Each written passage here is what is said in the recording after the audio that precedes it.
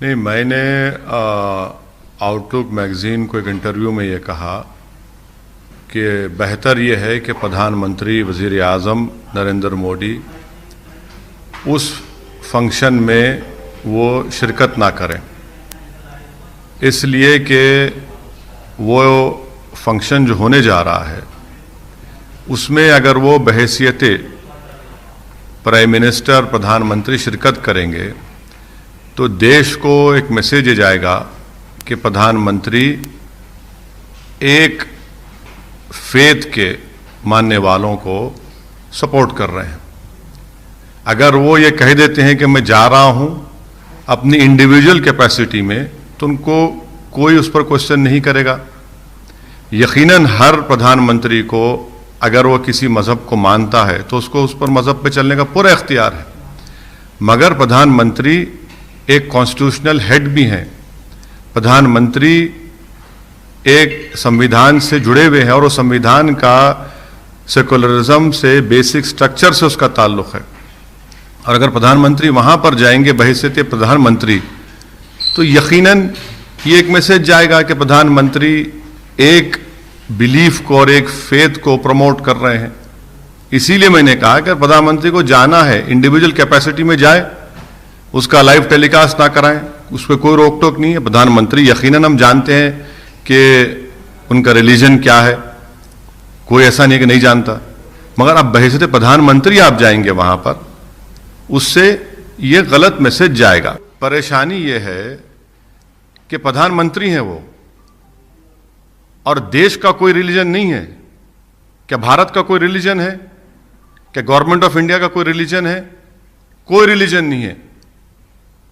भारत का रिलीजन कोई नहीं है। भारत का रिलीजन क्या है कि भारत उन तमाम रिलीजन्स को मानता है, भारत उन लोगों को ही मानता है जिनका कोई रिलीजन नहीं है, और प्रधानमंत्री उनकी गवर्नमेंट का भी यही होना चाहिए।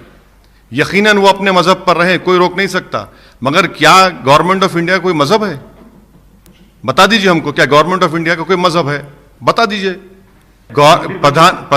प्रधानमंत्री इस देश के मुसलमानों के प्रधानमंत्री हैं, हिंदुओं के भी हैं, दलितों के भी हैं, बैकवर्ड क्लास के भी हैं, सिखों के भी हैं, ईसाइयों के भी हैं, आदिवासियों के भी हैं, और उनके भी प्रधानमंत्री हैं जो किसी खुदा को नहीं मानते।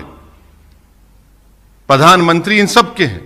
सबसे पहली बात तो यह है कि प्रधानमंत्री अगर जाना चाहते हैं वो पब्लिकली कह दें कि मैं अपने इंडिविजुअल कैपेसिटी में जा रहा हूं, और जब मैं जाऊंगा तो कोई टीवी चैनल उसको लाइव टेलीकास्ट ना करें। हमको इस बात का स्ट्रांग ऑब्जेक्शन है, क्योंकि भारत सरकार का कोई रिलीजन नहीं है।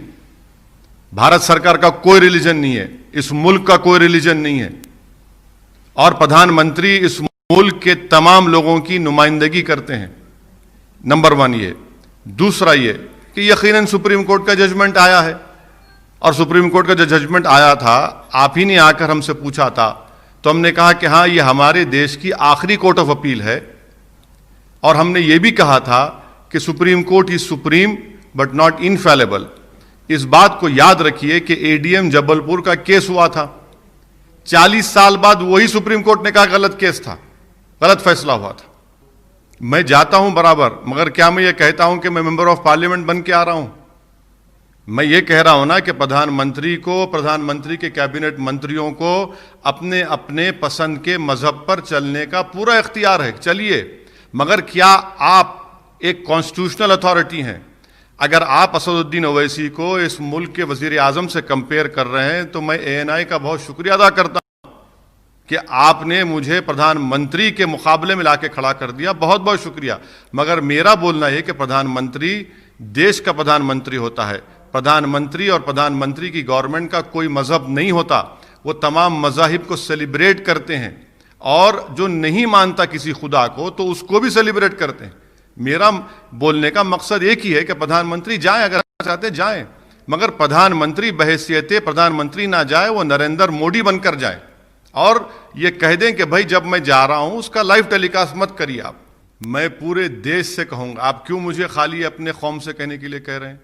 मैं तो पूरे देश से कहूंगा कि उस जगह पर मस्जिद थी, उस 22 दिसंबर 49 की रात में चोरों की तरह उसमें मूर्तियों को रखा गया। उसको उस वक्त के कलेक्टर डीएम ने गलती की, पूजा की शुरुआत कर दी लॉक डालकर, ताले खोले गए, बगैर मुसलमानों को नोटिस दिए, और सुप्रीम कोर्ट को वादा करने के बावजूद भी सुप्रीम कोर्ट की इजाजत पर शिलान्यास हुआ और 6 दिसंबर को बाबरी मस्जिद को शहीद कर दिया गया। हम यही कहेंगे कि वहां पर हमारी मस्जिद थी, वहां पर हमारी मस्जिद रहेगी। आज आप जो जगह पर काम करने जा रहे हैं, वहां पर 500 साल तक मस्जिद थी, वहां पर हमने हय्या अलस सलाह और हय्या अलल फलाह की सदाएं दी। ये हम बोलते रहेंगे। मैं मर भी जाऊंगा तो मैं वसीयत करके जाऊंगा कि ये याद दिलाते रहो देश के तमाम लोगों को कि वहां पर मस्जिद थी और 6 दिसंबर 1992 को उस मस्जिद को शहीद कर दिया गया।